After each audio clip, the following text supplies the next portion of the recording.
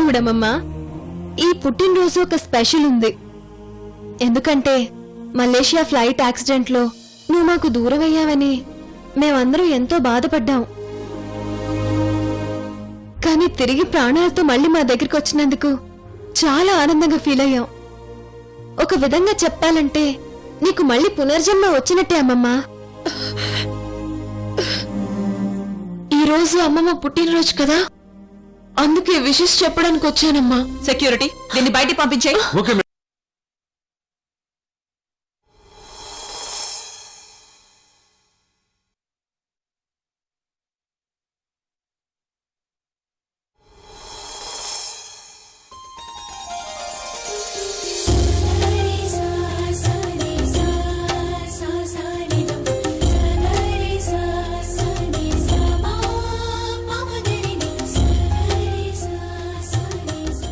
చెప్పండమ్మా, అర్చన చేయమంటారా, అభిషేకం చేయమంటారా?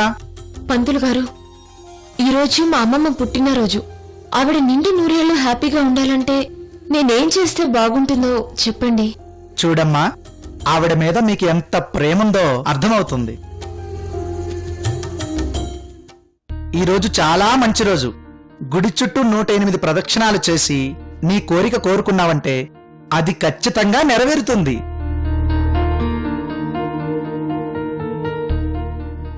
మా అమ్మమ్మ కోసం నేను 108 కాదు, ఎన్ని ప్రదక్షిణాలైనా చేస్తాను. స్వామి, మా అమ్మమ్మని నిండు నూరేళ్లు హ్యాపీగా ఉండేలా చూడు. అమ్మా, ప్రదక్షిణాలు మొదలు పెట్టండి. అలాగే పంతులు గారు.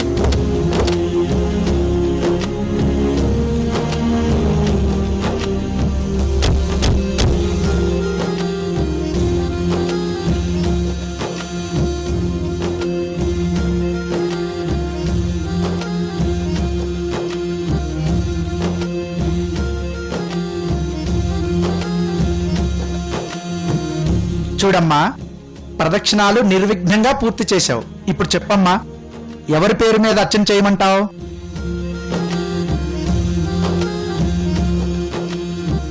మా అమ్మమ్మ రోజీ పేరు మీద అర్చన చేయండి. పంతులు గారు, ఆగండి.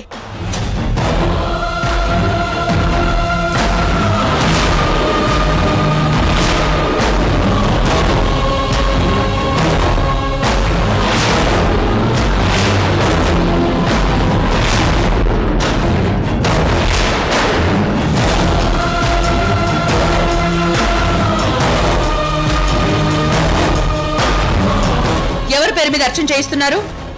ఈ అమ్మాయి వాళ్ళ అమ్మమ్మ రోజీ గారి పుట్టినరోజట, అందుకే ఆవిడ పేరు మీద అర్చన చేయమన్నారు.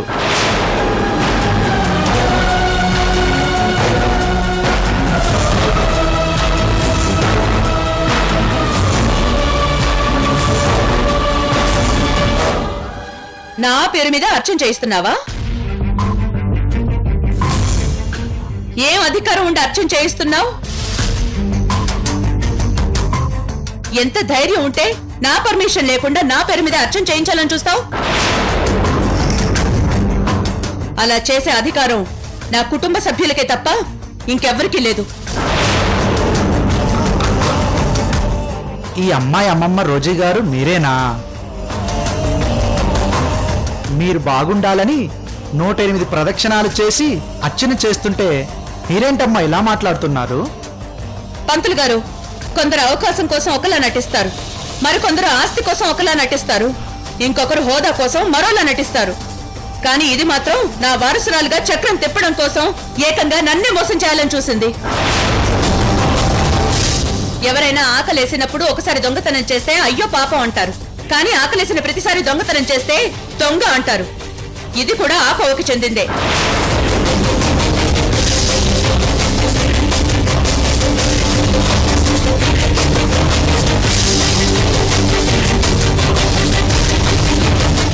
గతంలో నా మనవరాలి విషయంలో నువ్వెన్ని తప్పులు చేసినా నేను నిన్ను క్షమించాను. అప్పుడు నీ విషయంలో నా కోపంగా ఉన్నా కేవలం నా మనవరాలి కోసం నేను సైలెంట్ గా ఉన్నాను. అలాంటి ఫ్రెండ్ కి నువ్వు ద్రోహం చేయాలని చూసావు. నువ్వు అసలు ఫ్రెండ్ వేనా? ఇంకోసారి నువ్వు మా పేరు మీద పూజలు చేయించడం, ప్రదక్షిణలు చేయడం చేయిస్తే నేను సహించను. నువ్వు నీ హద్దులో ఉండడం నేర్చుకో.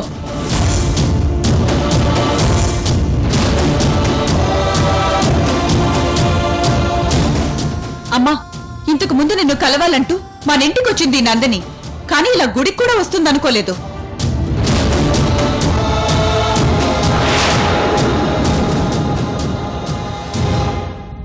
అయినా నువ్వు మీ అజ్జి కలిసి మా అమ్మని బాధ పెట్టాలని కంకణం కట్టుకున్నారా? ఎందుకు ఎందుకు మాకు ఇలా మనశ్శాంతి లేకుండా చేస్తున్నారు? అసలేం బతుకేనిది? మీ అమ్మా నాన్న ఎవరో తెలిసిన తర్వాత కూడా ఏదో ఆశతో ఆ లక్ష్మి ఆంటీ దగ్గర ఉండడం ఏంటి?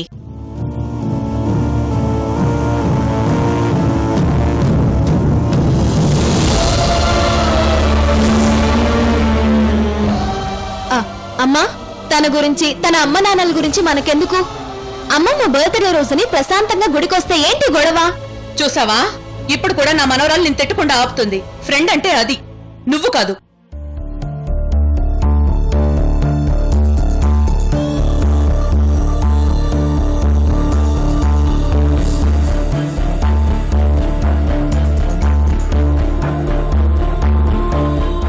ముందు నువ్వు ఇక్కడి నుంచి పో. ఒక్క క్షణం నువ్వు నా కళ్ళ ముందు ఉండడానికి వీల్లేదు. అది కాదమ్మమ్మ. నోర్మై!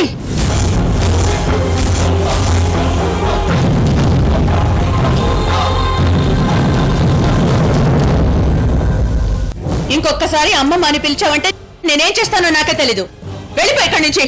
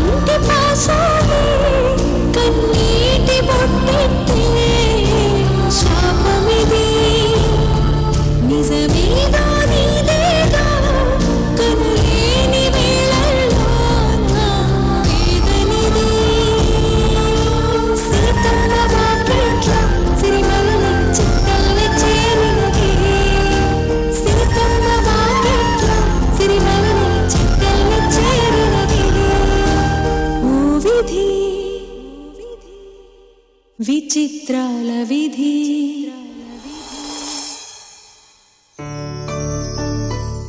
పూజారి గారు, అర్చన చేయండి. అలాగేనమ్మా.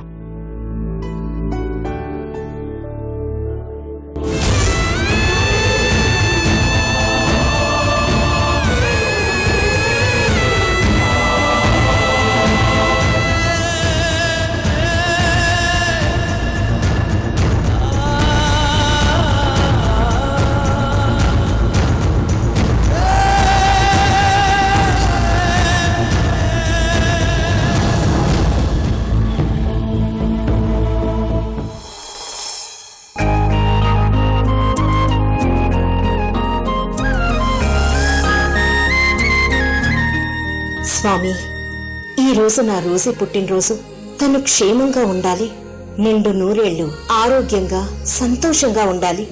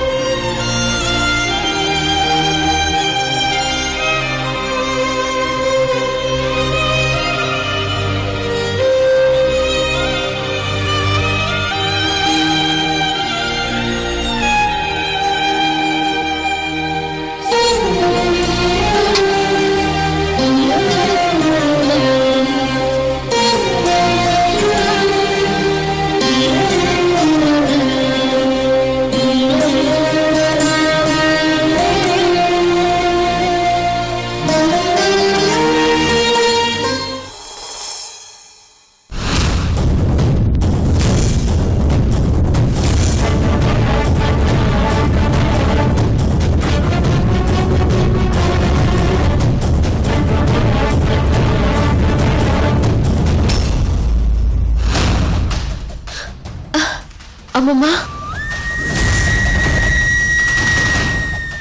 ఏంటి నువ్వింకా వెళ్ళలేదా? ఇలా పదే పదే కనిపించి నా కోపాన్ని రెట్టింపు చేస్తావెందుకు? ఏయ్, ఎన్నిసార్లు చెప్పాలి నీకు? ఒకసారి చెప్తే అర్థం కాదా? ఇలా పదే పదే కనిపించి మా అమ్మని ఎందుకు ఇలా ఇబ్బంది పెడుతున్నావు?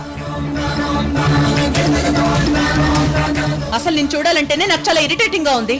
ఛే! అమ్మమ్మ మీకు నా మీదున్న కోపానికి అర్థం ఉంది. నేను చేసింది తప్పే, ఒప్పుకుంటాను. నువ్వే ఒప్పుకుంటున్నావు కదా, మరి మళ్ళీ ఎందుకు వచ్చావు? నీ పుట్టినరోజు నాడు మిమ్మల్ని ఒకటి అడగాలని వచ్చానమ్మమ్మా.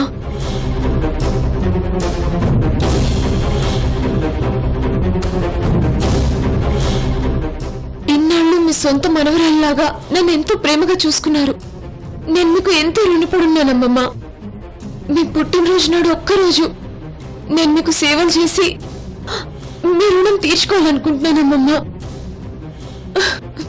ప్లీజ్ అమ్మమ్మా. ఏంటి, మా అమ్మకి సేవలు చేస్తావా? అంటే ఆ వంకతో మళ్ళీ మా ఇంటికొచ్చి తిష్ట వేయాలని చూస్తున్నావా? అలా జరగడానికి వీల్లేదు. నువ్వు మళ్ళీ మా ఇంట్లో అడుగు పెట్టడానికి వీల్లేదు. అంతగా నీకు మా రుణం తీర్చుకోవాలనుంటే జీవితంలో మళ్ళీ నీ మొహం మాకు చూపించుకో. అమ్మమ్మా ప్లీజ్ అమ్మమ్మా, నా మాట కాదనకండి. ఈ ఒక్కరోజు నన్ను మీకు సేవలు చేసుకొనివ్వండి. అలా అయినా మీరు నాకు చేసిన దానికి కొంచెమైనా రుణం తీర్చుకున్నదాన్ని అవుతాను. మీ కాళ్ళు పట్టుకుంటానమ్మమ్మా, ప్లీజ్ అమ్మమ్మా.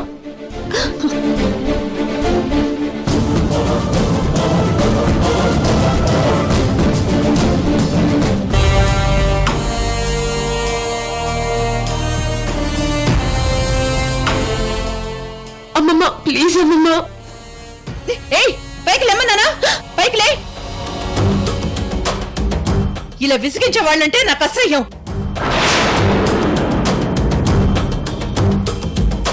అసలు నీ కాన్సెప్ట్ ఏంటి? ఈ కాళ్ళ మీద పడిపోవడం ఏంటి? చూడు, నేను నెమ్మదిగా చెప్పాను, కోపంతో చెప్పాను. చిన్నపిల్లవి, నా గురించి నీకు పూర్తిగా తెలీదు.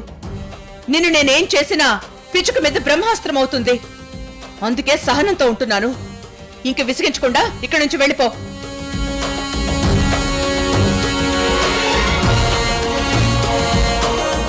ఏంటమ్మా రోజీ, నీ ఫ్రెండ్ అలా విసిగిస్తూ ఉంటే నువ్వేం మాట్లాడవేంటి? ముందు తను ఇక్కడి నుంచి పంపించేసాయి. నేను కంట్రోల్ తప్పానంటే ఏం చేస్తానో నాకే తెలీదు. అమ్మమ్మా నేను మాట్లాడతానమ్మమ్మా, నువ్వు కూల్గా ఉండు. ఏంటి నందినిది? అమ్మమ్మ ఎంత చెప్తున్నా జిడ్డులాగా వదలవేంటి? మళ్ళీ ఏ డ్రామా మొదలు పెట్టడానికి ఇక్కడికి వచ్చావు?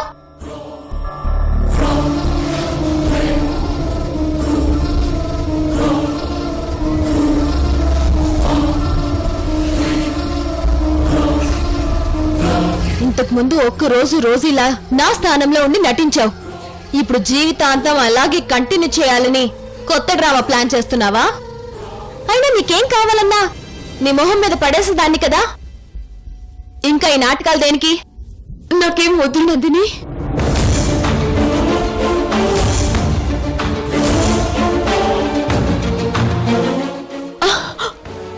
సారీ నాకేం వద్దు రోజీ. అమ్మమ్మ అంటే నాకు చాలా అభిమానం.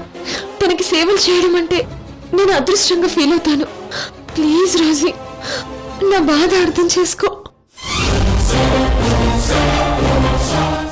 ఈ ఒక్కరోజు అమ్మమ్మ దగ్గర ఉండి నువ్వు ప్లీజ్, నువ్వు ఏం చేయమన్నా చేస్తాను.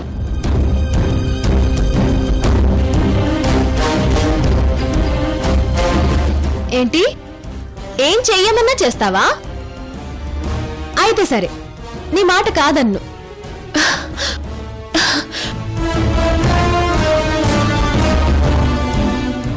కానీ ఒక్క కండిషన్. అమ్మమ్మకి మనవరాల్లా కాదు, మా అందరికి పని మంచిలా సేవ చేయాలి. చేస్తావా?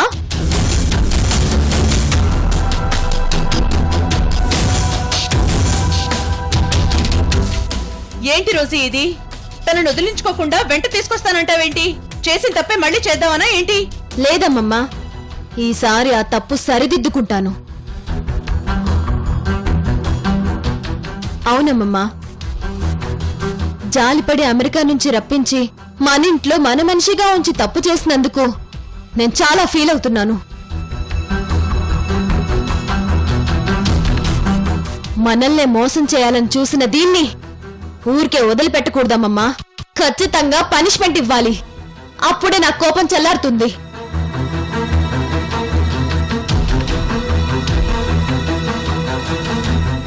ఒక్కరోజు నీ వారసురాలుగా నటించిన ఆ ఇంట్లోనే నే సేవకురాలుగా ఉంచాలి.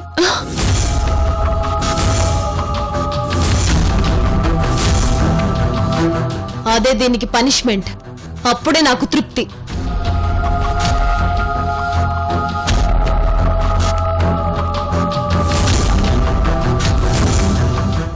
సరే పద, రామమ్మా రా.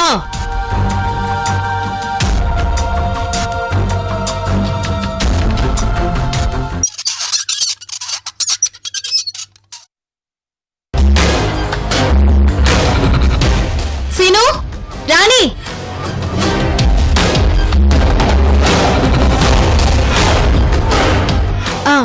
ఈ రోజు మీకు రెస్ట్ ఇస్తున్నాను.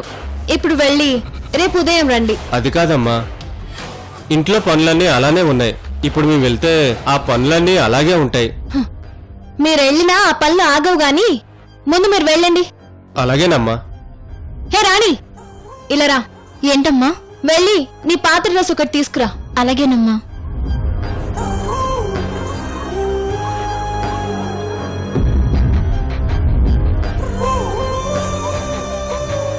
ఇవిగోండమ్మా.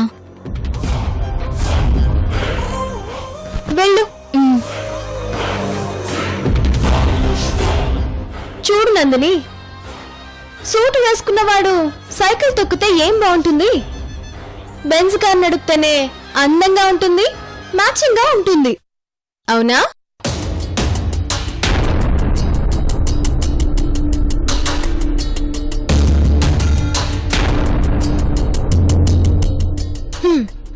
నువ్విప్పుడు పని మనిషిగా సేవలు చేయడానికి వచ్చావు కాబట్టి ఇలా రిచ్ గా ఉన్నావనుకో మ్యాచింగ్ సరిపోదు. అందుకే ఈ పాత డ్రెస్ తీసుకున్నాను. వెళ్ళు, వెళ్ళి ఈ డ్రెస్ వేసుకునిరా.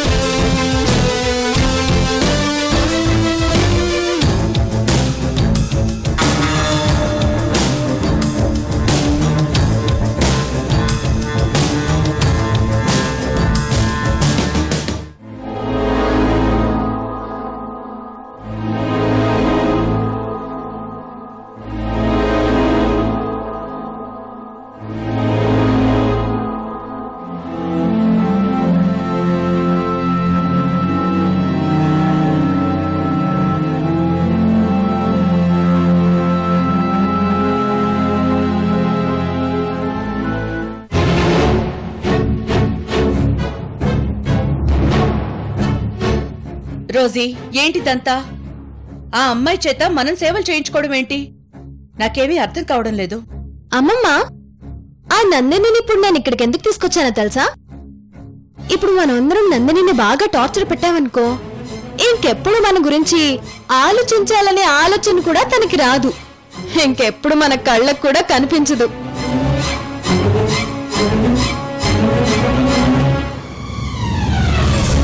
లేదంటే ప్రతిసారి ఇంటికొచ్చి మనం ఎక్కడుంటే అక్కడికొచ్చి డిస్టర్బ్ చేస్తూనే ఉంటుంది. ఈ తల్లపంతా మనకు అవసరమా? అందుకే ఇలా చేస్తేనే జీవితంలో మన జోలికి రాదు.